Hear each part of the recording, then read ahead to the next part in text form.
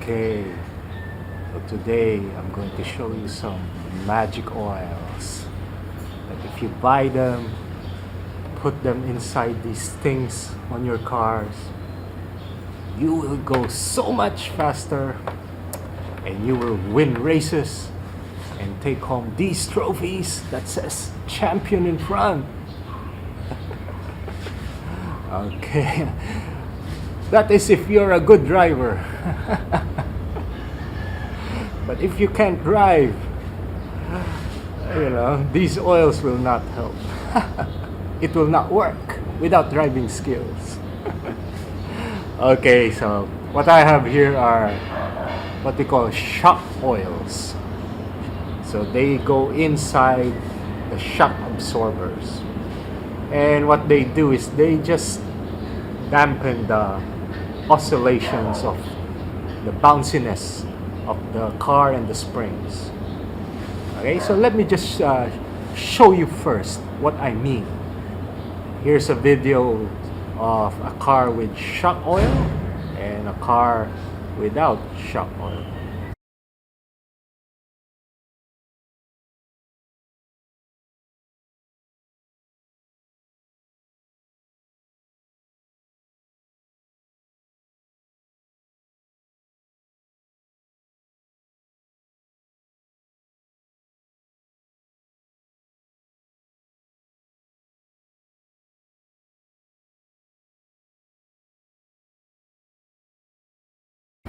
So we can see how big an impact these oils work. These are not just magic snake oils, they actually work. The difference between having no shock oil and having a right amount of shock oil in my test makes about a 4 to 5% difference in lap times. And that's big. If you're racing, 4 to 5% makes it makes the big difference. It's everything. It's from being last to being first. And so now, knowing that shock oils are important, we need to learn. Let me show you how to tune shock oils. So there are many kinds, many brands, many weights, many things. So they're all different. They want to confuse us. All right, there's no consistency in one brand to another. So for example, here I have Associated, which I would recommend. This one I bought in 1994, so I still have bottles from way back 20 years ago, 25 years ago. I still use them. Okay, I bought a bunch. Then you have the newer Associated shock oils. It says 35 weight, 35W. And underneath it says 425 CST. So W and CST are basically just different ways of denoting the value.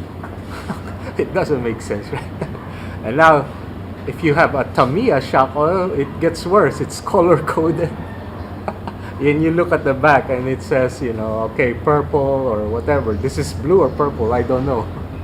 It's number 500, number 700. All right, so they're all different way of denoting the value. And then here you have, what's this? Much more shock oil, silicone shock oil. It says 650. That's all it says, a number as well. And then you have something else like this GS Racing. It says 800 CPS. So bottom line, it's hard to compare one brand to another.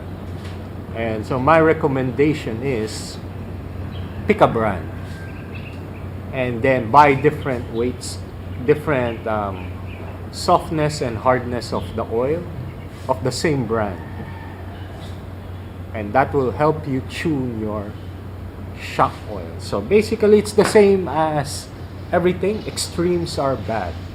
So If you make your shock oil too soft, like no shock oil, your car will bounce. It will bounce and keep bouncing, and it's so unstable. Your tires are not making contact to the road. You lose grip, and you're slow, and you look like an amateur. Okay, and then if your shocks are too hard, it's like, oh, I cannot. It doesn't move. It's the same thing as well. Your car will like, right?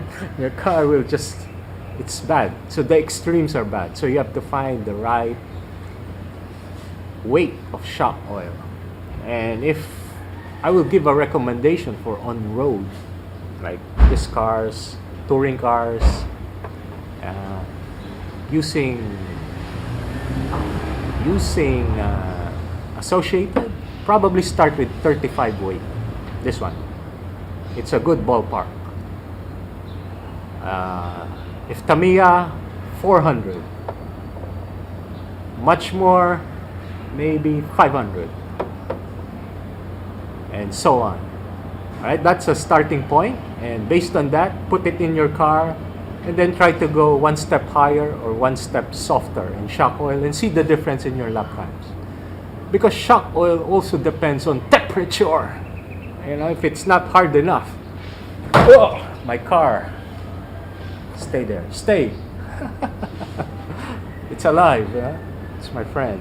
Alright, so depending on the temperature, like now it's a cold day, cloudy day, it makes the shock oil thicker. And on a warm day, it makes the shock oil thinner and softer. Okay, so it depends also on your temperature. But just keep that in mind when you're tuning your shock oils. And that's how it is.